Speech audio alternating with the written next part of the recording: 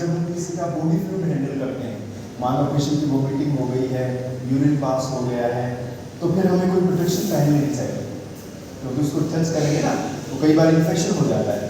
तो ये सारी चीज़ें आपने ध्यान में रखनी है। ये ध्यान में रखते हुए अगर पेशेंट आपको लग रहा है कि बेहोश है, उसके पास में जाएंगे, शोल्डर्स पे टैप करेंगे।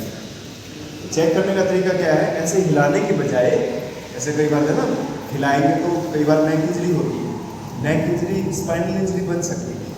तो शोल्डर्स पे टैप करना है, सामान्य से तेज बोल के पूछना है, हेलो सर सुनाई दे रहा है, hello are you okay, hello, no response, कोई रिस्पॉन्ड नहीं किया। तो बेहोश मिलने पे आपका दूसरा स्टेप है जल्दी से एडवांस्ड मेडिकल केयर को एक्टिवेट कर देना। बेहोश मिल गया, now activate advanced medical care. 108 पे कॉल करेंगे, या फिर अगर अपने पास कोई एम्बुलेंस है आप अपने प्रेमिसेस में, उनको इन्फॉर्म कर दें, ठीक है। लेकिन अच्छी तरह चेक कर लेना, कम से कम 3-4 बार टैप करके अच्छी तरह चेक कर लेना।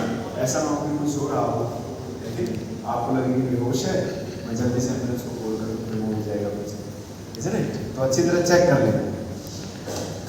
तो शोल्डर्स पे टैप करेंगे and speak loudly, hello sir सुनाई दे रहा है, हेलो आर यू ओके, बेहोश है। So now you can ask your friend, your colleague to activate advanced medical care. अगर आप साथ में कोई फ्रेंड है, कोई कॉलीग है, तो उसको बोलेंगे।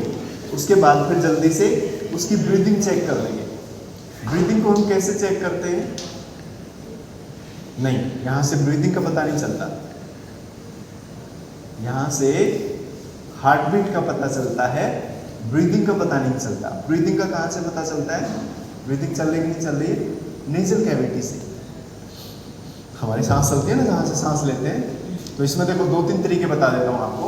या तो अपनी फिंगर्स को उसके नोस्ट्रल्स के पास ले जाएंगे ऐसे, ठीक है, क्योंकि ऊपर की स्किन सेंसिटिव होती है, तो अगर ब्रीदिंग चल रही है तो आपको पता लग जाएगा। या फिर अपने फेस को नोस्ट्रल्स के पास ले जाएंगे और पेशेंट की ब्रीदिंग चल रही है तो अपने फेस पे फील हो जाएगी। लेकिन अगर आपको लगे कि मुझे ऐसा ना हो कि इन्फेक्शन हो जाए पेशेंट के नाक के पास जाने से, तो दूर से भी देख सकते हैं, ये भी तरीका है। अगर उसकी ब्रीदिंग चल रही है तो उसकी छाती में या अपर एब्डोमेन में, पेट के ऊपरी हिस्से पे ब्रीदिंग चलती हुई दिख जाएगी, तो दूर से भी देख सकते हैं इस तरह से कि ब्रीदिंग चल रही कि नहीं चल रही है, और पेशेंट की ब्रीदिंग नॉर्मल है कि एबनॉर्मल है, ये हम चेक करेंगे। उसके बाद फिर हार्ट बीट को भी चेक कर लेना है। हार्ट बीट को कैसे चेक करते हैं, अब जो आप बता रहे थे ना, इशारा कर रहे थे, अब इससे हार्ट बीट को, लेकिन ऐसे उल्टी मत ले जाओ, ऐसे नहीं, ये ऊपर की जो स्किन है ये टेम्परेचर को चेक करती है, तो ऐसे लगाएंगे तो आपको इतनी क्विकली आप फील नहीं कर पाएंगे, ऐसे होता है। तो इसमें देखो जो आसान पल्सेज हैं जिनको हम आसानी से चेक कर सकते हैं, रेडियल पल्स भी है, ये हमारे थंब के अलाइनमेंट में होती है, यहाँ पे थंब के अलाइनमेंट में यहाँ पे एक पल्स है, इसको बोलते हैं रेडियल पल्स, ये भी हम चेक कर सकते हैं, ऐसे भी कर सकते हैं। यहाँ पे बिल्कुल थंब के अलाइनमेंट में अगर चल रही तो आपको फील हो जाएगी, ठीक है, बीच में मत जाना, बीच में फील नहीं होगी, अंगूठे के बिल्कुल यहाँ अलाइनमेंट में जाओगे तो फील हो जाएगी। या फिर क्रोटेड पल्स को भी चेक कर सकते हैं। क्रोटेड पल्स हमारे क्रोटेड पल्स नेक मसल और वॉइस बॉक्स के बीच में होती है, नेक मसल और वॉइस बॉक्स के बीच में, जो कि बिल्कुल नीचे यहाँ पे पल्स है, इसको बोलते हैं क्रोटेड पल्स, इसको भी हम चेक कर सकते हैं। तो अभी गाइडलाइंस में अपडेशन हुआ है, now new guidelines say that all 3 vitals, consciousness, breathing and pulse, they should be checked in 10 seconds. 10 second में चेक कर लेना पूरा।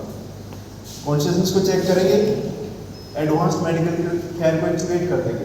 उसके बाद जब आप पल्स को चेक करते हैं, सिमल्टेनियसली लुक पे चेस्ट मूवमेंट को भी देख लेना है, दोनों को एक साथ में चेक कर लेंगे। ये 5 सेकंड के लिए चेक कर लेनी है और साथ में ब्रीदिंग भी देख लेंगे। तो इससे आपको हार्ट बीट के बारे में पता चलेगा कि पेशेंट की हार्ट बीट कैसी है। So this is normal heart beat, this is our normal heart beat.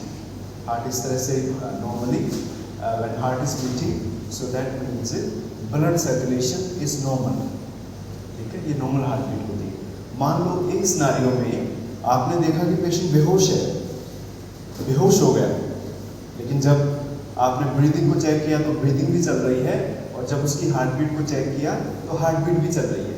इसका मतलब क्या हुआ, पेशेंट खाली बेहोश हुआ है, अभी उसको कोई डेंजर नहीं है, वो खाली बेहोश हुआ है। तो उस केस में हम सीपीआर नहीं करेंगे। अगर आपको कोई खाली बेहोश मिलता है उस केस में सीपीआर नहीं करेंगे, because his vitals are working, he is breathing normally, his heart is beating and he is breathing normally. तो उस केस में हम क्या करते हैं, we position casualty in recovery position, recovery position में लेटा देते हैं पेशेंट। तो रिकवरी पोजीशन में कैसे लेटाएंगे उसके बारे में मैं आपको बताऊंगा, एक वीडियो भी दिखाऊंगा, लेकिन उससे पहले बेहोश होने के क्या क्या कारण होते हैं उसको एक बार डिस्कस कर लेते हैं। अगर कोई आपको बेहोश मिलता है तो किन कारणों से कोई बेहोश हो सकता है, एक बार जो भी प्रोबेबल कोजेज है उसको एक बार डिस्कस कर लेते हैं। आप बताइए, अगर कोई बेहोश होता है तो किन कारणों से बेहोश हो सकता है?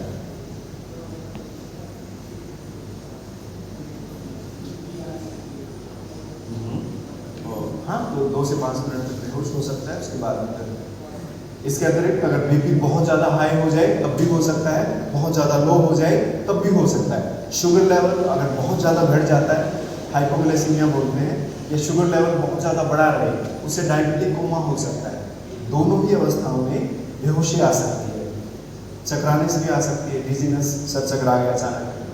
कई बार टेम्परेचर में चेंज होने से मोमेंटली ब्लैकआउट हो जाता है, यानी पेशेंट को एकदम से अंधेरा छा जाता है आंखों के सामने, उसमें भी कई बार बेहोश हो जाता है। इसके अतिरिक्त एलर्जिक रिएक्शन से हो सकता है, empty stomach food poisoning, all this causes can be unconsciousness. इसके अतिरिक्त अगर कोई नॉर्मल जनरल मेडिकल कंडीशन है उसकी वजह से भी पेशेंट बेहोश हो सकता है। सीवियर एग्जॉशन की वजह से भी, थक गया है, बहुत ज़्यादा थक जाने से भी बेहोश हो सकता है कि नहीं? इन सब कारणों से कोई बेहोश हो सकता है। तो जब भी आपको कोई खाली बेहोश मिलता है तो हम क्या करेंगे, we position casualty in recovery position. Recovery position में कैसे लेटाएंगे एक बार देखेंगे, मैं आपको दिखा देता हूँ। If they're unconscious or unresponsive but breathing normally, put them on their side in the recovery position.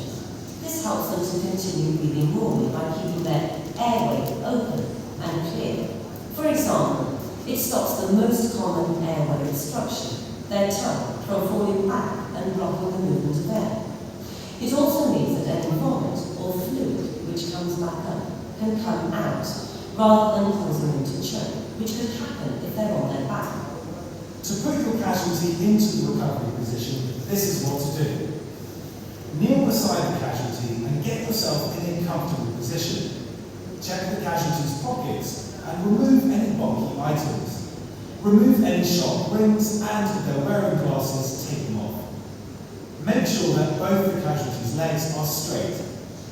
Place their arm nearest to you out at a right angle to their body, with the elbow bent and the palm facing upwards. Their arm can be placed straight out to the side if it can't be placed at a right angle. Take their other arm and place it across their chest, and hold the back of their hand against their cheek nearest to you. With your other hand, lift their far leg just above the knee.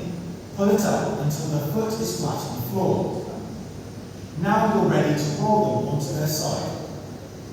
Keeping the casualty's hand pressed against their cheek, carefully pull on their bent knee to roll the casualty towards you onto their side.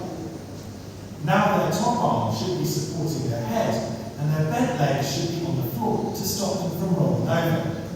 Their top leg should be at a right angle to their body. Remove your hand from under theirs. Check the casualty's head is tilted back. This will keep their airway open and clear. Once the casualty is in the recovery position, you should call for medical assistance if this hasn't already been done. Remember to recheck the casualty's breathing at regular intervals until medical help arrives. If it stops, you'll need to give them CPR. If the casualty has to be kept in a recovery position for more than 30 minutes, turn them onto their opposite side to relieve the pressure on their lower arm, unless their injuries prevent this. So that's how we position. उस case में हम उसको recovery position में लेटा देंगे। Recovery position का मतलब क्या होता है, एक साइड में टर्न करके लेटा देना, करोड़ में लेटा देना। इसके क्या बेनिफिट होते हैं, अगर आपने वीडियो में देखा हो तो। रिकवरी पोजीशन में क्यों लेटा देते हैं?